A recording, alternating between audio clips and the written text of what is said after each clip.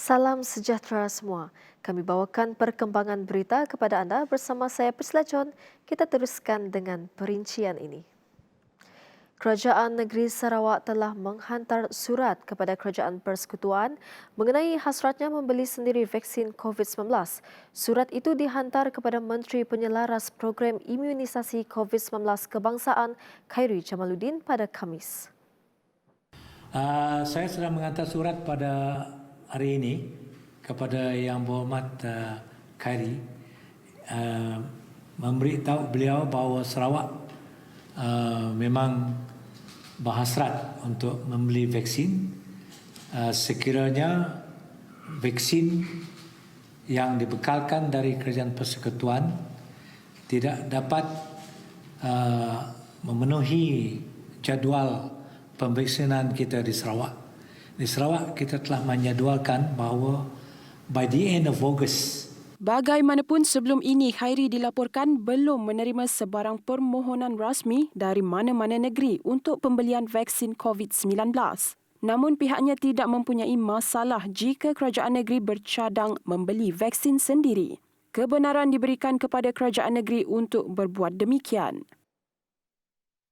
Pihak berkuasa menutup 2 buah sekolah rendah di 2 zon di Sibu bermula hari ini selepas kedua-dua zon itu bertukar status kepada merah akibat peningkatan kes COVID-19. Penutupan itu membabitkan Sekolah Kebangsaan SK Abang Ali dan SK St. Mary masing-masing di Zon 9 Jalan Awang Ramli Amit dan Zon 10 Kampung Datuk yang menyaksikan peningkatan kes kumulatif kepada 52 dan 43 masing-masing pada Khamis. Sebelum ini, St. Methodist ditutup selama 2 hari bagi membolehkan proses sanitasi dan saringan kontak selepas seorang guru didapati positif COVID-19. Susulan itu, seramai 78 kontak rapat dalam kalangan guru dan pelajar dikenal pasti dan akan menjalani ujian calitan pada Jumaat dan Sabtu. Ibu bapa kepada murid lain yang bukan kontak rapat juga boleh membawa anak mereka ke klinik kesihatan Lanang untuk tujuan saringan. Berikutan kehadiran ke sekolah tidak wajib pada masa ini, ibu bapa yang berasakan tidak selamat untuk menghantar anak ke sekolah boleh meminta PDPR iaitu pengajaran dan pembelajaran di rumah diadakan.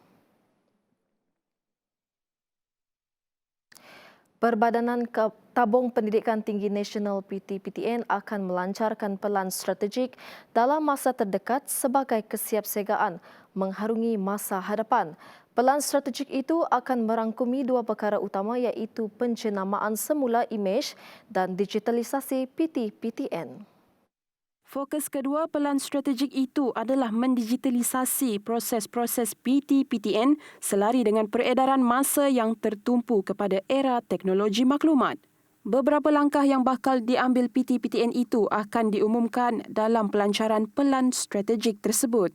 Selain itu, PT-PTN telah meluluskan permohonan pinjaman kepada 150,567 pelajar pada tahun 2020 dengan jumlah pinjaman sebanyak 3.59 bilion ringgit. PT-PTN akan meneruskan komitmen membuat pengeluaran pinjaman kepada peminjam sedia ada yang meneruskan pengajian. Pemberian insentif geran sepadan sehingga RM10,000 kepada golongan B40 yang menabung dalam skim simpanan pendidikan nasional SSPNI juga akan diteruskan.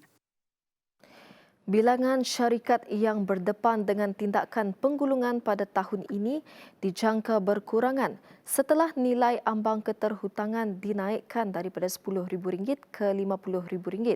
Semasa nilai ambang keterhutangan ditetapkan pada RM10,000, jumlah syarikat yang berdepan dengan tindakan penggulungan ialah 3,022 pada 2018 dan 3,545 pada 2019.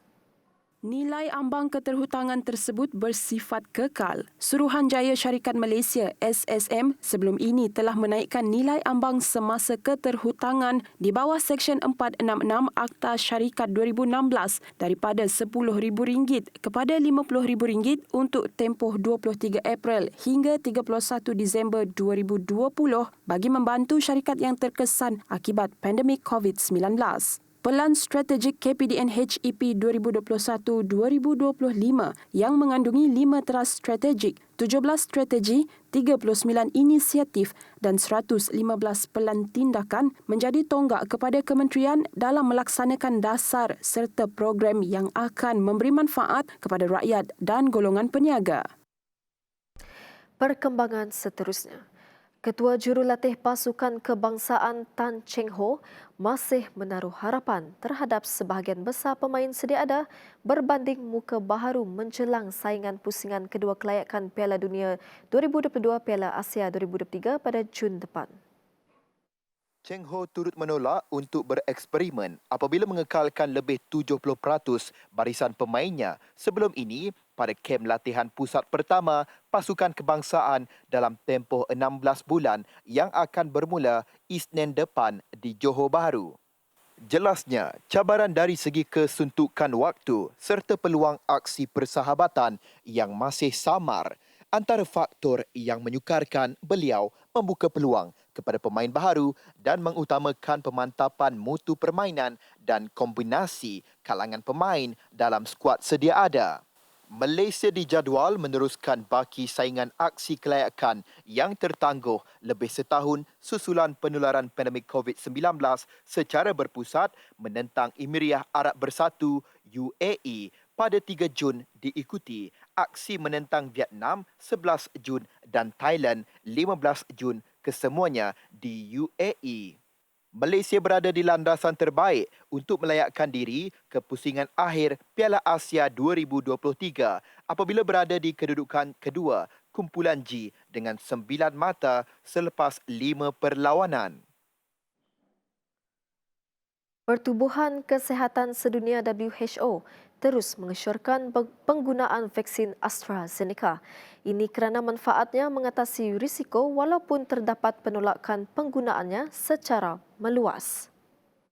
Pertubuhan itu menekankan bahawa darah beku yang dikesan pada sejumlah pesakit selepas disuntik AstraZeneca adalah penyakit kardiovaskular ketiga yang paling biasa di dunia. Setakat ini, tidak ada petunjuk yang jelas mengenai hubungan langsung antara penyakit berkenaan dan vaksin. WHO sentiasa berhubung dengan agensi ubat-ubatan Eropah dan pengawal selia seluruh dunia untuk mendapatkan maklumat terkini mengenai keselamatan ubat-ubatan. Jawatan Kuasa Penasihat Global WHO mengenai keselamatan vaksin dijangka mengumumkan keputusannya mengenai keselamatan AstraZeneca pada Khamis. Laporan itu tadi mengakhiri ringkas TVS untuk jam ini. Teruskan kesetiaan anda bersama kami di saluran 122 Astro dan My Freeview. Saya Prisla John dan salam hormat. Jumpa lagi.